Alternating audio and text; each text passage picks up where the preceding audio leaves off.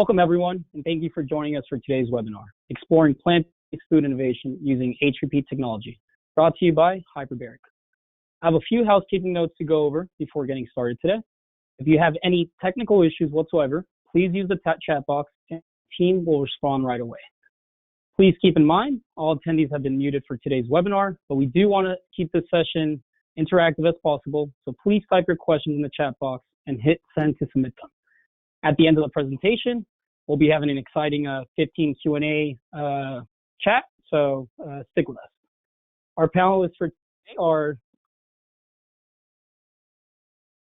myself, marketing specialist at Hyperbaric, my colleague, HPP application specialist, and then we have two exciting panelists, Chris Kirby, founder of Ithaca Hummus, it's an HPP US-based hummus brand, and Douglas Gilman. He's the founder and co-CEO of Natural and Sofresco, both HPP juice brands located in Portugal and the US, respectively. I'll kick off the webinar by introducing my company, Hyperbaric. I'll then be discussing the US plant-based market, HPP, and show you examples of brands benefiting from our technology. So to begin with, who's Hyperbaric? Hyperbaric is a global leader and manufacturer of high-pressure processing equipment. We have about 60% market share with over 300 HPP systems installed worldwide. We have over 20 plus years of experience just focused strictly on HPP, dating back to our foundation in 1999. You can find us all over the world. Our headquarters are located in Burgos, Spain. That's about 2 hours north of Madrid. We have satellite offices here in Miami, Florida, where I'm currently located. We also have offices in Mexico, Singapore, and Oceania. So let's talk a little bit about the plant-based market and where it's headed. So this is some data I pulled from the Spence Retail Sales Report. U.S. retail sales of plant-based foods grew by 11.4% in the past year. That's 5 times more faster than total food sales. And the total U.S. plant-based food market is looking at $5 billion. And the entire market's looking at 24.5 billion. And what's driving this market? Well, a survey conducted by Mintel pointed out a lot of these consumers are looking for tastier products, more nutritional and healthier products. Think about wellness. They want to eat less meat and dairy products. And then came in third and fourth place, environmental impact, such as climate change, as well as animal welfare. So what does the plant-based shopper look like? A report conducted by Matson back in 2017 say that 1/3 of the U.S. population are actively reducing their meat and dairy consumption. You would think that a lot of these shoppers are either vegan or vegetarian, but it's actually a mix of the both. It's a flexitarian.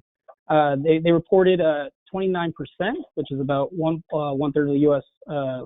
respondents, and they stated that I eat a wide variety of foods, but try to eat less meat, dairy, pork, chicken, etc.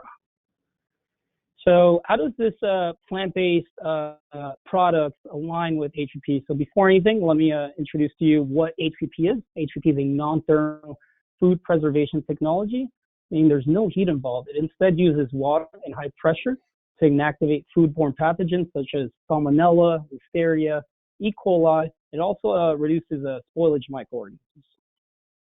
I'm going to show you a brief video of what the technology looks like from start to finish.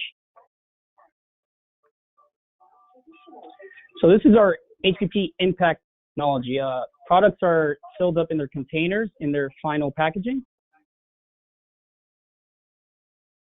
So here you'll see them being loaded into the vessel.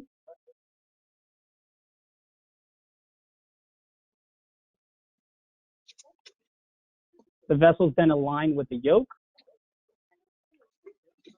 and then it's filled with low pressure water. It's then closed by both ends by plugs and then locked in by wedges.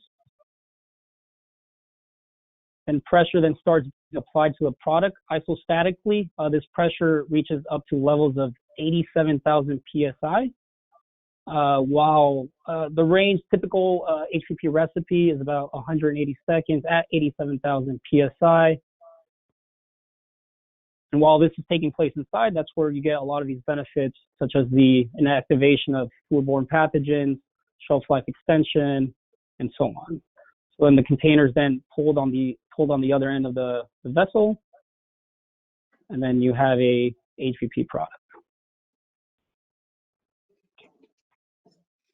So as I mentioned during the video, some of the benefits of HPP are guaranteeing food safety. You're able to inactivate pathogens and reduce spoilage microorganisms.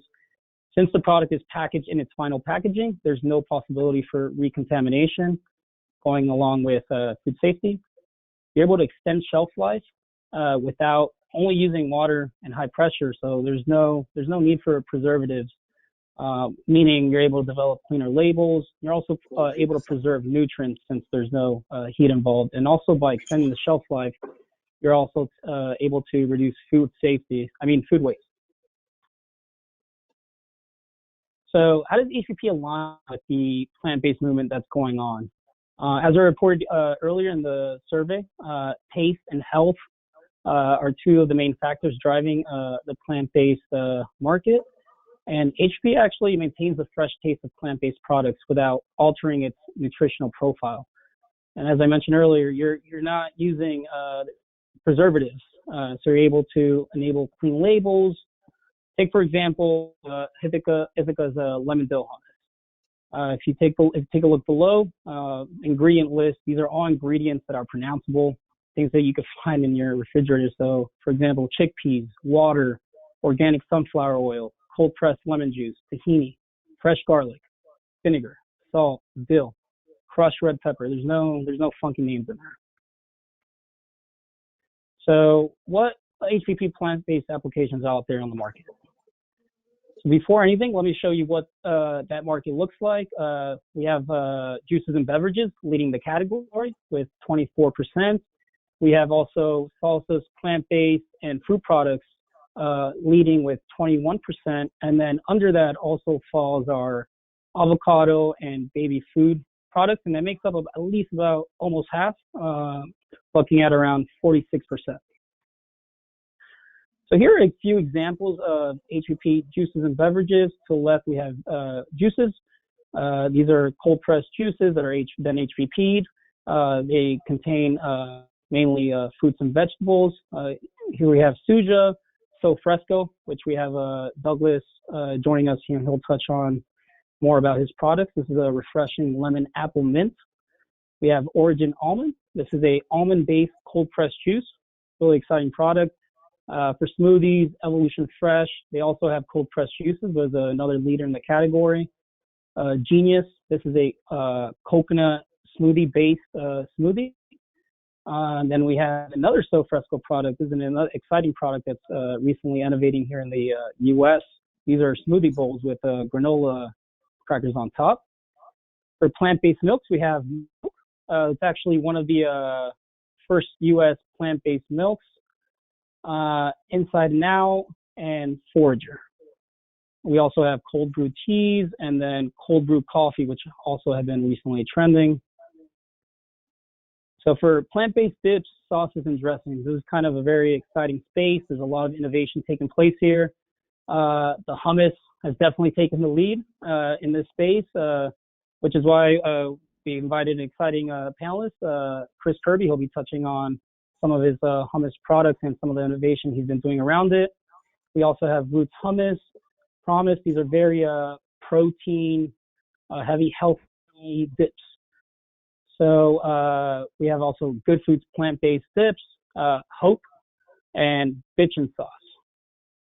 For dressings, we have another Good Foods dressing line, Trader Joe's salad dressing line, and then Tanya's Just Real, which is honestly a very exciting product that can be mixed with absolutely anything. For salsas, avocado salsa, we have a Casina Fresca salsa and Fresh Alonso salsa by Italian Rose. These products honestly can look at anywhere between 45 to up to 90, 120 days of shelf life, depending obviously on the product. And then lastly, we have guacamole. Holy guacamole is actually one of the first innovating products that actually kickstarted the commercial HPP space. We have Fresh Innovations guacamole, and then Calavo guacamole, which we recently actually just celebrated our 300th HPP machine with them. And then lastly, I kind of wanted to touch these on separately just because it's a very, very, very exciting space, and it's recently really trending in HPP products. Baby food, mainly produced with fruits and vegetables, has really taken the lead in this space. We have Yamo, Fresh Bellies, and Once Upon a Farm products, both products here in the U.S.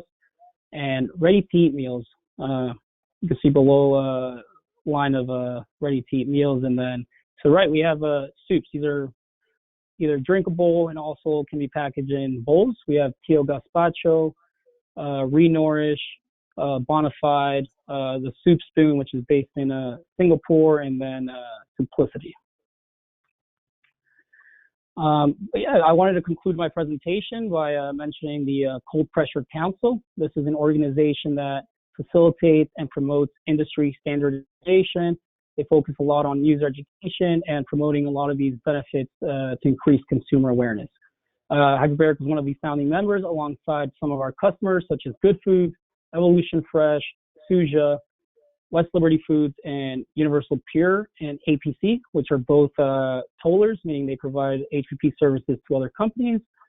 And then if you want to learn, if you're a consumer and want to learn more about the Cold Pressure Council, some of its benefits include using the High Pressure Certified to communicate some of those benefits to your consumers. You can learn more at www.coldpressurecouncil.org. And that concludes my presentation. I'm now going to go ahead and pass it over to my colleague, Mario. Thank you.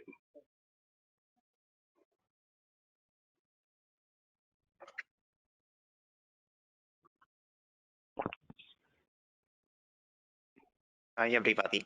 Thank you, Anthony, for the introduction. So yeah, with my slides, I want you to give you some ideas on how HPP can improve the safety of your products, which is actually the main reason that people go for HPP, to place products in the market with a longer shelf life. Anthony has gone already through the main advantages of HPP, but here I just want to highlight the most important ones. Of course, the main objective on the first one is to improve food safety. Shelf life, depending on the food application, can be increased between 3 and 30 times, which is a lot compared to the fresh product. This will, of course, protect your brand because you will prevent a lot of market calls from products who is contaminated or even outbreaks. Yeah, clean label is also another advantage because, as Anthony said, if we apply HPP in the final packaged product, then we can remove most of additives that we need to preserve the product. So this helps us to develop products with a cleaner label. Since we avoid heat, this gives us a premium quality. This is, of course, another big advantage of HPP.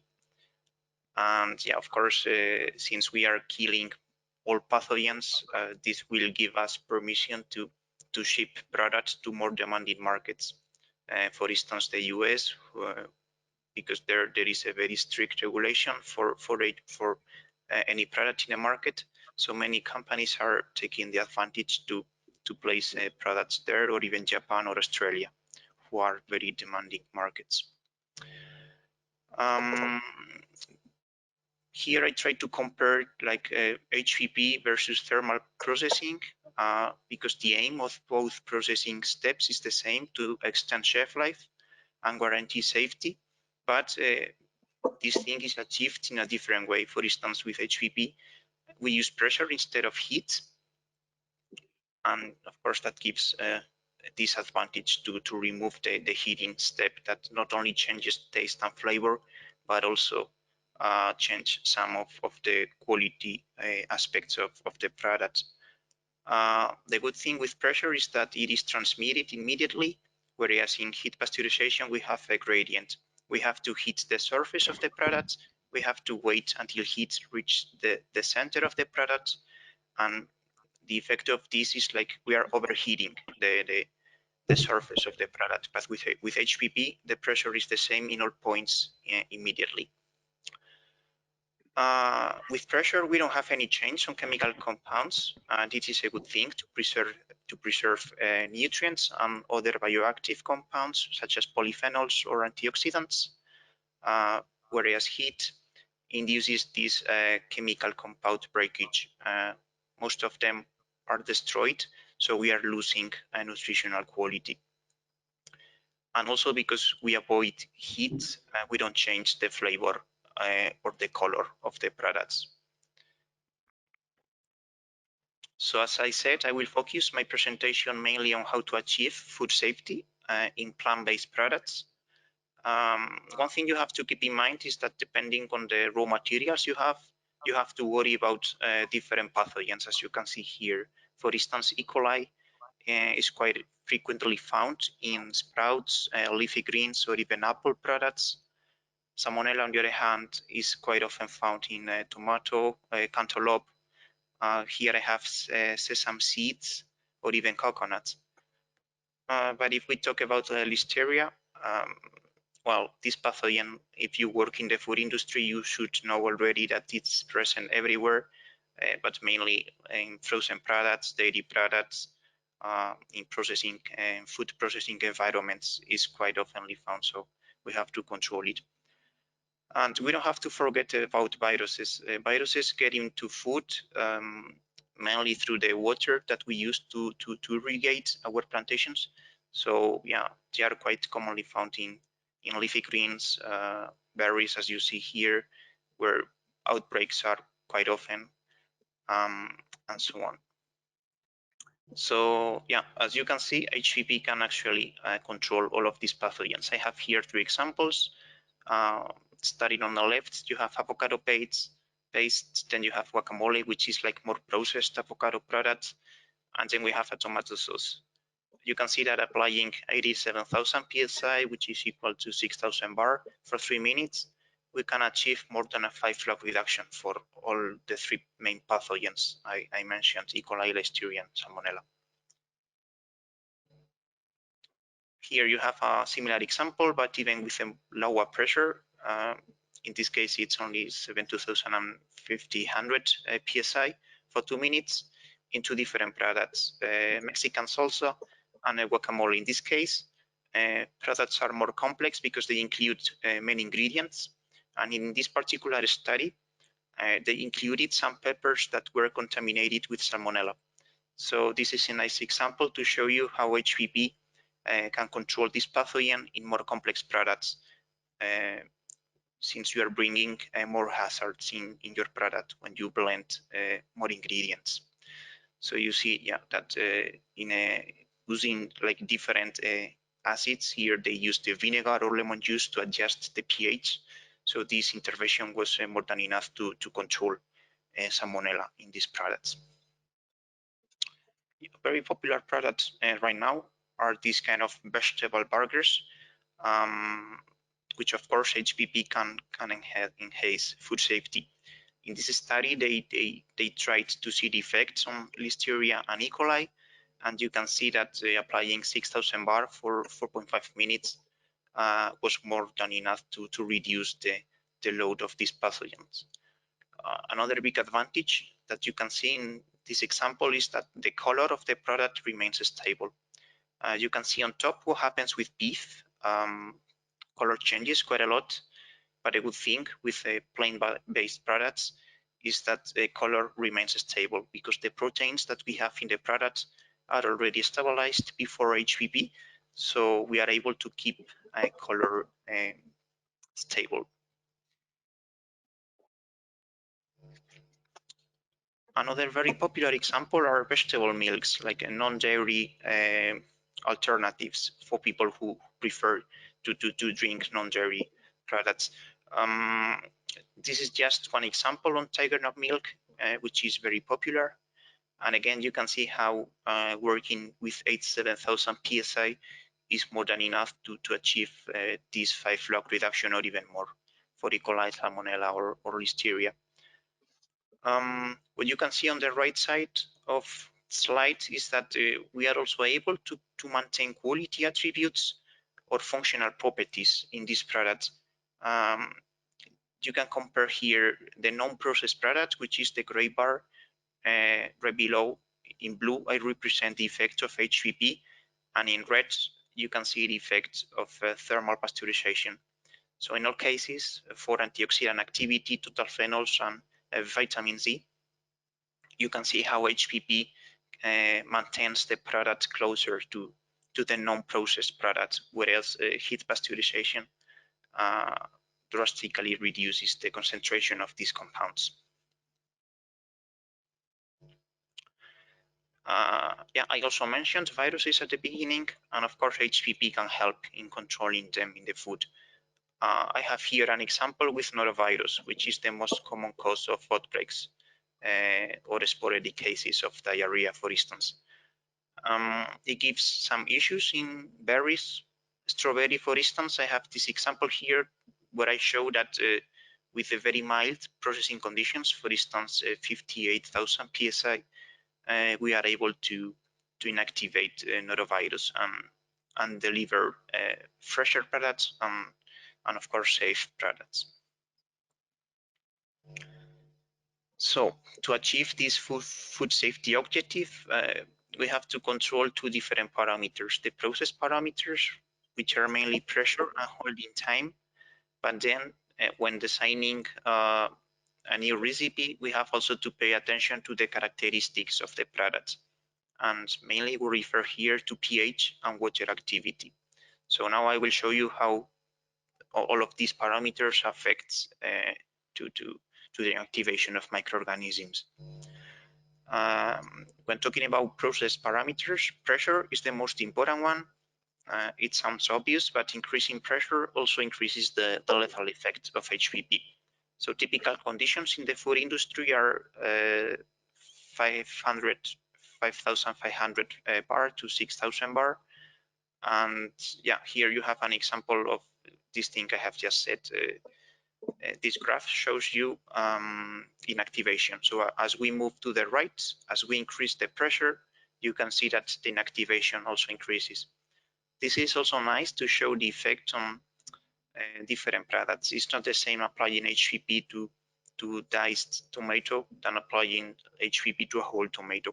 So you see that you have to consider other aspects of the process as well. Holding time is the other critical parameter of HPP. And again, this graph here shows you inactivation. Sorry, not inactivation, but total counts. This means that as we increase the holding time, as we move right to the graph, of course, the total counts decrease because we are extending the holding time. The industry typically uses between 1 and 9 minutes of holding time. And I have to say that increasing the intensity of pressure has a more lethal effect than increasing the holding time. So moving from 75,000 psi to 87,000 psi has an increased lethal effect than extending the holding time at 75,000 psi, for instance. But again, yeah, extending holding time is another alternative to increase the lethal effects, as you can see here for E. coli and listeria in a vegetable burger.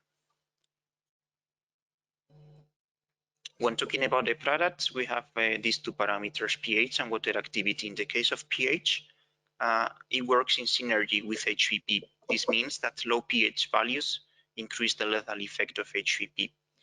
Most common strategy to control spore growth is actually controlling pH. If we have a product with a pH below 4.6, spores of Clostridium botulinum will never grow. So this is the easiest way to achieve food safety in these products.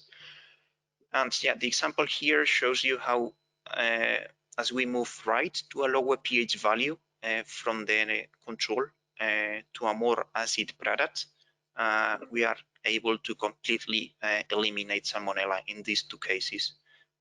In the case of Mexican salsa, with pH 3.8, we don't detect salmonella at all after HPP.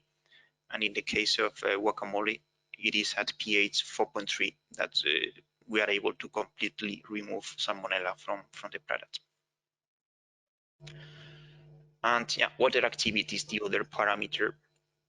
Water activity gives us an idea of the water that is available for pressure transmission.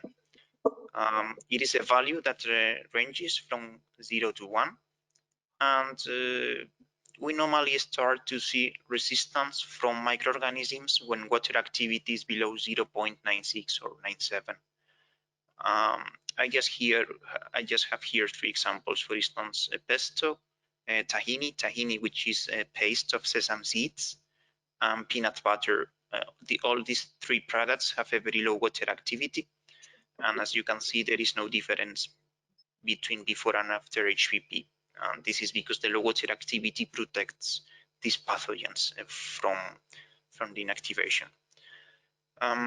These ingredients can be used as part of a more complex product, which is the case of hummus. Hummus uses tahini, and this is perfectly fine because the amount of tahini we use is very small, and because we blend the ingredients very well, we create a homogeneous product with a high water activity. So even if we have this ingredient, this is not an issue at all because the final product will have a higher water activity. And yeah, of course, not only we can inactivate pathogens, but we also inactivate a wide range of microorganisms. And I try to show this with this example on seaweed. So you have an idea of all different food products that can be processed by HPP. Here we have like 5 different species of algae, and we see how HPP can inactivate more than 3 logs of this bacteria, of this total aerobic bacteria, which is more than enough to extend the shelf life for 180 days if we keep the product in the fridge at 39 Fahrenheit. Again, not only bacteria that we can inactivate, but also we can preserve quality attributes. Here we have total phenols and antioxidant activity, and you can see in all cases how the concentration is not affected at all, or sometimes even increased. This is because HPP has an extraction effect on the compounds that are in the seaweed. So the analytical method we use can detect a higher concentration of these bioactive compounds. And yeah, not only from a nutritional point of view, but also here you have an example from a quality perspective. This is a sensorial analysis that compares the 5 types of seaweed non-processed with the HPP treated ones. And you can see like the gray bar and the blue bar are almost the same in all cases. This means that people tasting the seaweed couldn't find really a difference between the 2 products. And if you see on the right the abnormal flavors, you can see the score is almost 0 in both cases. So this is a nice example on how HPP can also preserve quality. So yeah, this was all from my side. I just wanted to add that if you have some question, not only related to food safety, but also to quality, to how to improve the formulation of your product, we have 2 pilot plants available for you. One in Spain, here in Burgos, where I am based, but we also have one in Miami in the US. So if you are really willing to develop a product, we offer this HPP service for free. So you can make some tests and we can work together with you to improve the recipes. So thank you for your attention, and I will forward the presentation to Chris, who is the next speaker. Okay, guys, hope you can hear me. I'm Chris Kirby. I apologize, my video is not working today, but pleasure to be here with you guys, and thank you to the Hyperbaric team. I can tell you, Hyperbaric has been a tremendous partner for us at Ithaca Hummus, and I didn't realize 60% market share. That reminds me of one of our major competitors in the hummus category, owns the majority of it, and that certainly gives them the resources to do a lot of things that other companies can't. And but at Ithaca Hummus, we're the small, scrappy player. And I loved what Mario said about just making a point of the plant-based opportunity over the next 5, 10, who knows? It's exploding, and the way that I look at hummus is it's the original plant-based dip. It has it drives sales in the dips set in deli category for sure. It slowed down a little bit. I mean, it really exploded. And we feel what's missing in this category is another thing that Mario referenced in his presentation, which is flavor, taste. Mario noted that's 52% of purchasing intent is based on taste more than any other.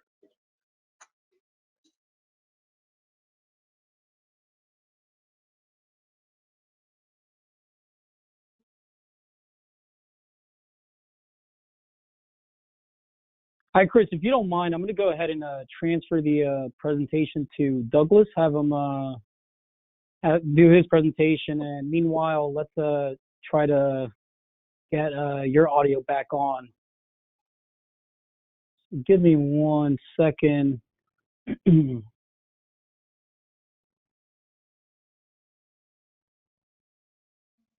Douglas, so I'm going to go ahead and make you presenter for the time being that Chris tries to get his presentation. His audio back on.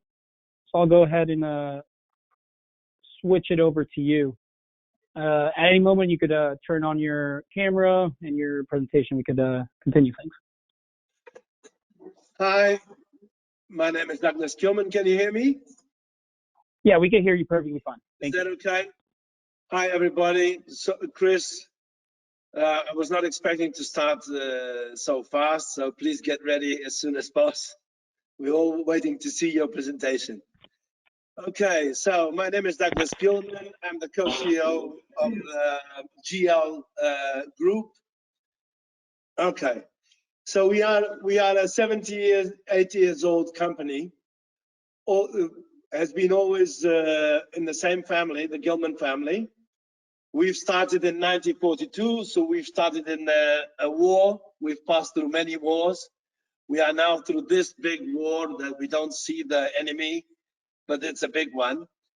And we will survive. We'll be here for the next 80 years for sure. We have three brands, which is So Natural for juices and Sofresco in the US for juices, and another brand which is Snog for ready-to-eat meals. We in the two factories we have SQF certification in the US and IFS in Europe. We are in the US with one production site in Malvern, Philadelphia, where we produce mainly juices under the brand Sofresco, and we are now starting to produce plant-based smoothies, which you will see later on. In Portugal, where we supply 23 countries in Europe, we have two factories, one producing ready-to-eat meals, and another one doing juices, hummus, and other HPP products.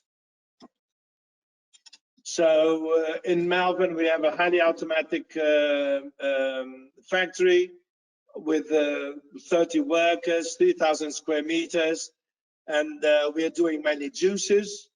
In HPP, we work together. We are on site of Universal Pure, which is a high tolling HPP company, very big one. And we are in their site where we have our production site inside, and we have at our service 2 hyperbaric 525.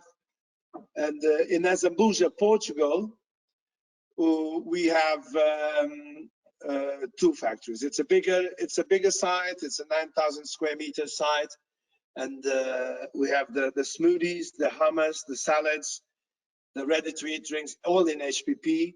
And we have the snacks, salads, and wraps and sandwiches, where we are the #1 Iberian producer on this type of products. We have an hyperbaric 300 machine. We have been really well supported by hyperbaric. They are just out. They are 600 kilometers from here. They're great people helping us a lot. No problems on maintenance. Things really go smoothly, and we have a lot of support from them, and we're very happy to work with them. It's a great machine, fantastic machine, and we're really happy to work with it. In our brands, we have Sofresco in the US and Canada, and we have So Natural in Europe. All our products are HPP. You can see the photos. We do the juices and we do the salads and some smoothies and some hummus. We don't do hummus in the US. We won't do hummus in the US. We do this in Europe, so there's no problem between each other. And we wish you a big success. And then you can see just some photos of the fresh products, where we have sandwiches and wraps and lettuce wraps and different types of, but these are different type of salads, but these are short shelf life products, as you can imagine. This is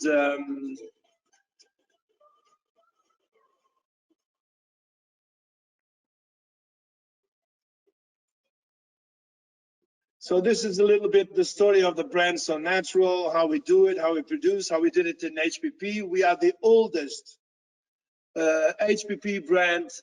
We started to do HPP juices 13 years ago, and we gave the name of So Natural, and we were the first spreading an HPP juice throughout Europe. It was quite strange at that time. We only had pasteurized juices in Europe, and when we tried to show that we could have a juice, same quality juice that we do at home, but with a long shelf life, with 60 and 80 days, 90 days shelf life, and we could prove that this could happen. And this is the big advantage of the HPP. It took some time, but it had to be a little bit more expensive than the normal basic pasteurized juices. It took some time, but today we are happy to say that in any shelf of any European supermarket chain today, there is always a space for HPP juices. And we started to do that 13 years ago. Then we had a competitor of us that helped us to grow this market in Holland. And we've been growing this since then, and it's not stopping, it's growing all the time. And we passed through to the smoothies, the plant-based smoothie. We went more not for a drinkable smoothie, but we went for a breakfast smoothie or eatable smoothie and overnight oats. And this is something we have some success. We started last year. It's quite a big success. We do it in Europe, and we are now starting to do it, to produce it in Melbourne in the US. We also produce hummus, as I told you, we do that only in Europe. And we now have a totally new range of ready-to-eat meals, which is salads, of quinoa salads, and all different type of salads that we do in HPP.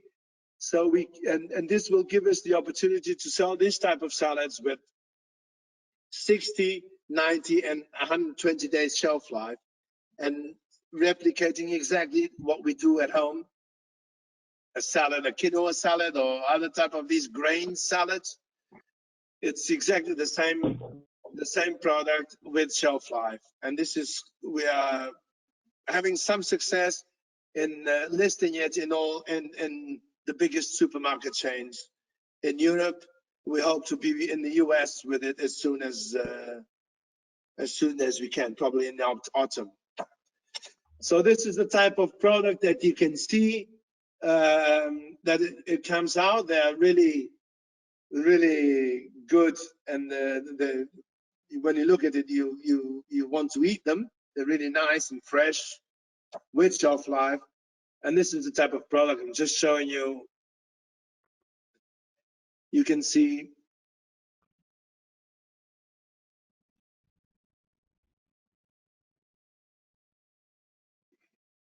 Okay, and there's a tabbouleh one with falafel inside, and here you have the salads. And having this type of salads with 60 to 90 days shelf life is great. This is the smoothie base for smoothie bowls, which is very, very trendy. And this is the type of breakfast that's more and more trendy and very healthy breakfast. We do in bags, we do in cups, like yogurt cups, and in bags you can then put it on the fridge. This is explaining how we can do that. We do some promotions with this type of jars. And then you have also the overnight oats, where stores can prepare their overnight oats, or you can prepare it at home. And they look really, and this overnight oats, they have also, these bags, they have also 60 days shelf life. So they're very, very healthy. There's no preservatives inside. There's nothing. It's just exactly like we do at home, without adding anything. So these are the type of plant-based products that we are doing. Sorry, I have this So Natural brand. This is the European brand. We will be very soon with the Sofresco brand, which is the American brand. So what are the advantages of HPP? Of course, it's the high quality products we can produce. It's the food safety, also very, very, very important. And it's the long shelf life on fresh products. So we can replicate a homemade product and give shelf life to it and have it on the shelf selling. So it's a totally new category that we can give to the supermarkets and to the consumers. So there's always clean label. That's, for us, it's a must. All our products are totally 100% clean label. And this, of course, HPP will allow, by giving more shelf life, less food waste. We can be more versatile in products. And of course, people are looking for clean label. And so the market is growing everywhere. So we also have that in Portugal. We have opened a tolling service in Portugal, and just opened that, and we are having very, very good feedback. And this is one of our, and of course we will keep keeping innovation is our DNA. We'll keep on innovating new products, and now more and more on the plant-based, and just surfing the plant-based wave. So thank you very much. You have our contacts here. If you need any questions, we are here to answer to you. Thank you very much, and I will pass now the word to Anthony. Yeah, thank you so much for that presentation, Douglas. I'm now going to go ahead. I believe Chris has already fixed the audio issue. So, Chris, I'm going to go ahead and hand over the presentation to you. Sounds good. All right, guys. Sorry about that. Douglas, great presentation. I cannot wait to come visit your plant in Portugal, and I'll bring a non-compete agreement with me, so that we'll just take care of that right on the top. All right. So again, apologies that I dropped off. But in the last, I'll kind of go through pretty quickly here. Our story, in the most basic terms. I was a chef who felt like the food I was getting at supermarkets could be done better. I was probably a little bit more naive and ambitious than I should have been. But I started with a fresh hummus at a farmer's market that had a 7-day shelf life, but tasted like it just came out of your blender at home. People loved it. And we slowly got into grocery stores, starting with Wegmans in the Northeast, and grew just incrementally, little by little, and battled with a 7-day shelf life for a long time, for a lot of years, and all of the hassle that came with that. But we were willing to do it because there was a quality standard that we just weren't going to compromise on. Fresh squeezed lemon juice, fresh garlic, fresh cold pressed ingredients that create a product that tastes unlike anything else in the category. Until one day we joined and partnered with Ledestri Foods in Rochester, New York, who had hyperbaric equipment, and we started HPP in our product, and our business really exploded. Not in the, we still are a very small, scrappy team, but we have grown tremendously, really as a direct result of a great product that was commercialized through HPP. And you can see that here. So the fastest growing by far brand in the category right now. And Douglas mentioned earlier, HPP does cost a little bit more. It costs more to make sure that your product is safe, that it tastes as good as it can possibly taste, that it's made with the best ingredients. But if you can communicate that to consumers, they're willing to pay more for it.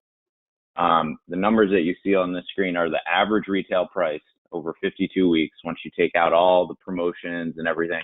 Where do these brands net out nationally? And again, this is proof that this is a consumer-driven benefit. It's a consumer-driven technology that really expresses its value in the eyes of the consumer.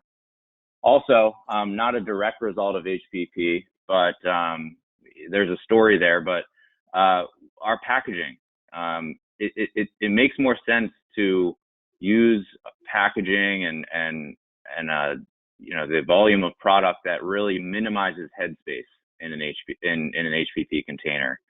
And we looked at that as an opportunity. What does that do at retail? The shelf space, especially refrigerated, is the most valuable asset that retailers have.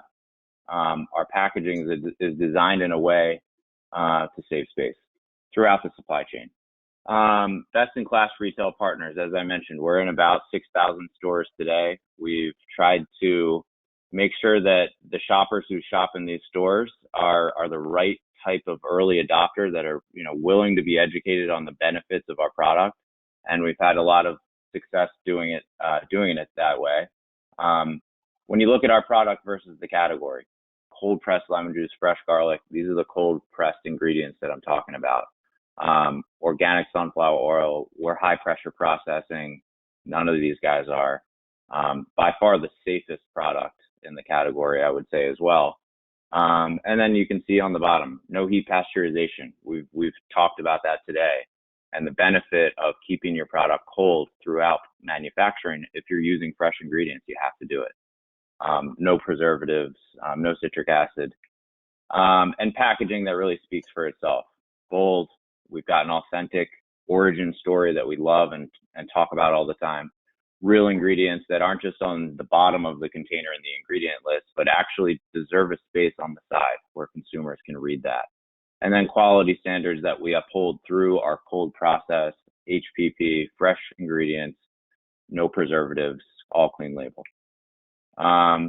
Proven launch strategy. This is kind of another area of our business. How do we create demand and educate once we actually get on shelf? We're 7 years in, we get better and better at it every week. Consumer playbook, all sorts of other things that help support and educate. Honestly, I'm surprised, more people don't know about HPP because we certainly talk about it a lot. I don't know how effective we are at it. You guys are the major players at Hyperbaric. This is our product line. Pretty simple, just hummus. That's all we do. As I was mentioning earlier, we're focused on growing the category incrementally. How do we add to the pie, not just grow our piece of it? And we think that focus is key in that. So again, category growth. We have the best, freshest ingredients. We've designed our packaging to showcase that. We're a brand that hummus is bought and sold in the deli in the U.S. We'd love it to be produce. We design it to be, friends with the vegetables. And we're able to do all this really because of what's inside of that container. And it's all kind of, the result of access to HPP, amazing technology. We wouldn't be where we are without it today. So with that, I will conclude so that we've got some time for Q&A. And I'm sorry you guys are seeing this back end here, but I'm going to throw it over to Anthony. Awesome. Thank you, Chris. Thank you for that great presentation. We actually, we're now, give me one second. Let me show my screen. All right, sweet. So we're going to open the floor for a 15-minute Q&A. We've actually received plenty of questions. I'm going to ask all panelists to please turn on their webcams. And that's going to be including myself. Yeah, thank you. Thank you, Mario. Thank you, Douglas. Thank you, Chris. I think those were all really exciting presentations. Chris, I'm actually going to start with you because you touched on this and we got a really good question. We had someone ask, have you conducted any consumer research to understand how people respond when they learn that the product is HPP, and are they turned off? And then lastly, it's a fully loaded question. Do you actively try to educate consumers in your marketing? Thanks for the question, and I apologize again that my camera's not on.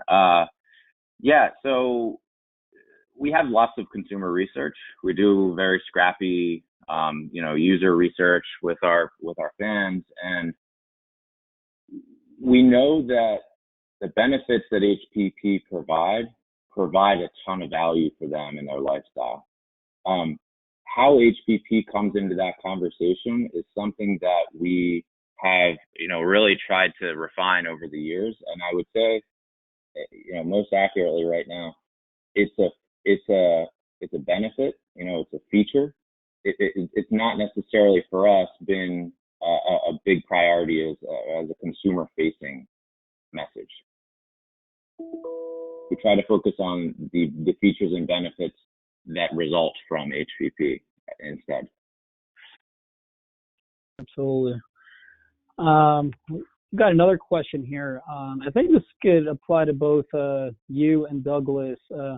How did HPP help you innovate your products? I'm not sure if, Chris, you want to kick it off and then let Douglas respond afterwards. I want to hear Douglas because I'm trying to learn. I want to learn. So Douglas, go for it, man. Okay, thanks, Chris. Well, HPP did everything for innovation for us. So there's no HPP when we started, and when we looked at HPP, we said, that's it. We have something that we can be really innovative. There's no innovation anymore on thermal pasteurization. So we thought this is something that we could bring from home, do at home. I'm a passionate also like you as a chef, a cooker. What we can do at home, and if we could put it on the shelves with shelf life and having the same taste, the same flavor profile, the similar, it gave us all. So that was the difference. Douglas and I are cut from the same cloth, I think. Because, when I first learned about HPP, it was before I started my company. I knew it was out there, and I knew that, I wasn't focused, staying up late, cooking chickpeas in this little kitchen I was renting. I wasn't thinking about how do I take cost out. I was thinking about how do I get bigger and keep the quality. That's what kept me up at night. And I knew HPP was out there. I knew I was way too small, and there was a big chance I would never be able to access that. But I got lucky and partnered with Ledestri, and so I didn't have the upfront fixed cost of it, but it really just enabled the vision the dream to come true. Hey, Chris, since you actually just touched on that kind of like difficulties finding a tool, you were small, we have a question here. If you're not located in a place where HPP services are available, as a small company, what do you recommend you do to get started for your HPP products? I recommend that you focus on the demand side and try to create a massive success story locally, then regionally, then in the geography, then in, you know, that's how you grow it. And if you do it that way, you can deal with a short shelf life in the beginning. Yeah. And trust me, if you can build if you can build a velocity story, the opportunity will come. Yeah, absolutely, I agree. This question can be, it's regarding Douglas's smoothies that he touched on, but not sure if Mario, you also want to jump in here. How do you prevent gelling in smoothies? Excuse me? How do you prevent gelling in smoothies? So the texture of the products. That's for Mario. Mario knows that. That's a good question. Do you want me to tell your secrets? No. Actually, this is an issue that could happen with HPP and smoothies because the pectin content is very high. So ideally, what people should do is try to select varieties of fruit with a very low pectin content. There are another alternatives to inactivate the enzyme that is promoting these gelling effects. For instance, blanching products, applying very soft heat treatment can inactivate pectin methylesterase, which is this particular enzyme, and you will avoid gelling. But for people who want to move aside from heat treatment, the idea is to select fruit and vegetables with very low pectin content, or even increasing homogenization of the final blends. This will make pectins very tiny and gelling becomes more difficult. I don't know if you want to add something, Douglas. Thank you, Mario. It's exactly that. It's exactly that. Thank you very much for the explanation. It's exactly that. We just choose the good fruits, the fruits that work well, and a very good homogenization, and that's it. Yeah, thank you for that very thorough answer, Mario. So we have another question here. So you need flexible packaging in order to stand the pressure. A glass jar would burst. Yeah, that's absolutely correct. A glass jar will maintain the amount of pressure being applied inside the machine. It's a whole lot amount of pressure. It's 87,000 psi, as Mario stated in his presentation. So you do need flexible packaging, recommendably more plastic. But we recently launched a very innovative technology called our hyperbaric bulk, which applies to juices and beverages. This product is HPP'd inside a bag. Think of a balloon inside a vessel, so you could actually use any type of packaging. We could actually send you some information on that after the webinar. And then Douglas, we have a few. One? Go ahead, Chris. Douglas, do you have one of those? No, not yet. All right, when you get one, let me know. I want to come. Play around on that. You're more than welcome. Awesome. We have a few more minutes. I'll probably let's ask one or two more questions. I think Douglas and Chris can touch on this. I know, Chris, you mentioned it in your presentation. Is HPP a big driver of cost, and what value does it provide to justify that cost? Go ahead, Chris. Go ahead. Well, it is a cost driver, but I think the most direct way that you can offset some of that cost is looking at inventory, looking at supply chain, looking at shrink numbers, looking at being able to respond to volatile demand cycles, which we are in right now with COVID. So, I mean, that's not even touching on food safety and being able to really put your head on the pillow at night and not worry. I mean, look, the hummus category in the US, how many freaking recalls have there been in the last 5 years? I mean, 0 with HPP hummus, unless it was, some other kind of. So those are, I mean, how do you quantify that? I don't know. I mean, you'd have to have a pretty clear crystal ball, but those are the two things I would really try to explore if you're trying to figure out how to get over the economics of it. Thanks. Yeah. Thanks. Go ahead, Douglas.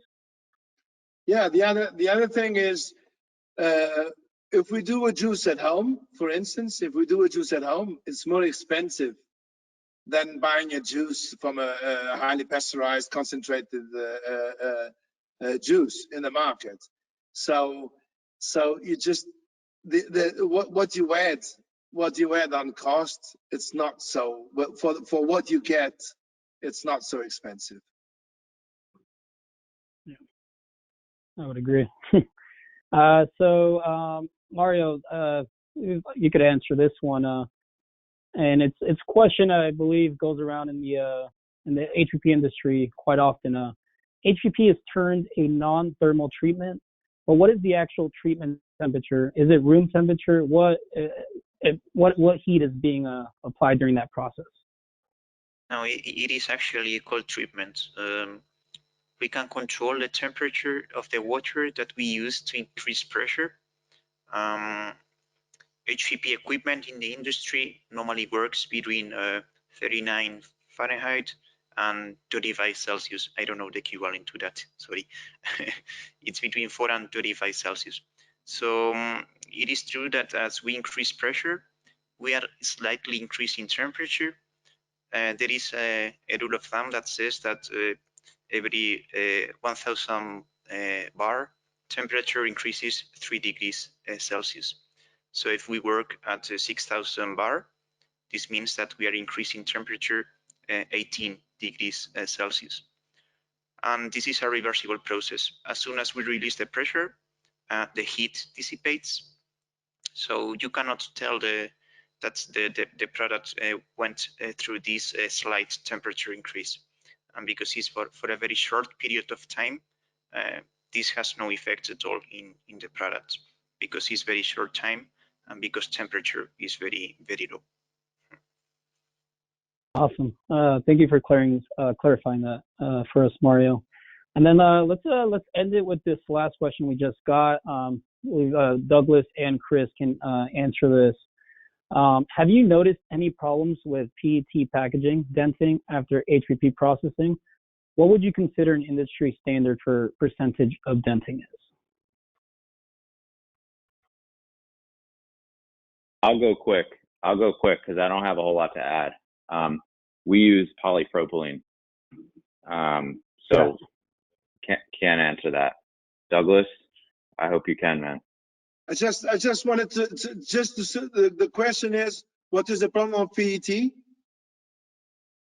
So it's is there any denting that takes place with the PET packaging? So I believe are your juices and beverages, do they use PET? They're all PET, but they are recycled PET.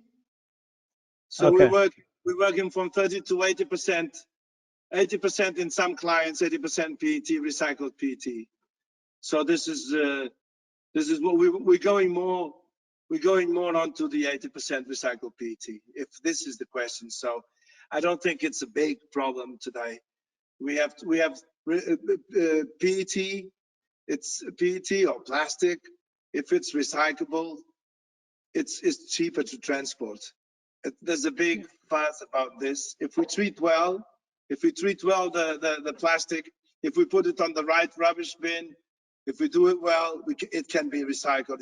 We can do a lot of things with that. So, and it's much less expensive than a lot of heavy container or how do you say packagings. Great, thank you, Douglas. All right, so before I wrap things up, Douglas, Chris, Mario, do you guys have anything to add or comment? Before anything, thank you all for joining us. I think this was a very exciting webinar. A lot of value was shared, especially on both of your ends. We appreciate both Sofresco, So Natural, and Ithaca Hummus for joining us. And I just wanted to briefly mention that Hyperbaric has recently launched their new website. You can find plenty of resources, on-demand webinars, blogs, articles written by our own HPP experts. And this on-demand webinar will actually be posted on there. So you could, if you missed anything, feel free to check us out at www.hyperbaric.com. And I think that'll wrap things up. Thank you all. Thank you very much. Thank you. Thank you, guys. Safe. Yeah. There's only 6 in 4 or 3 months. Everything is back again. Let's keep. Everything is. Fingers crossed. Thank you very much. Bye bye. Take care. Thank you, guys. You guys have a great day.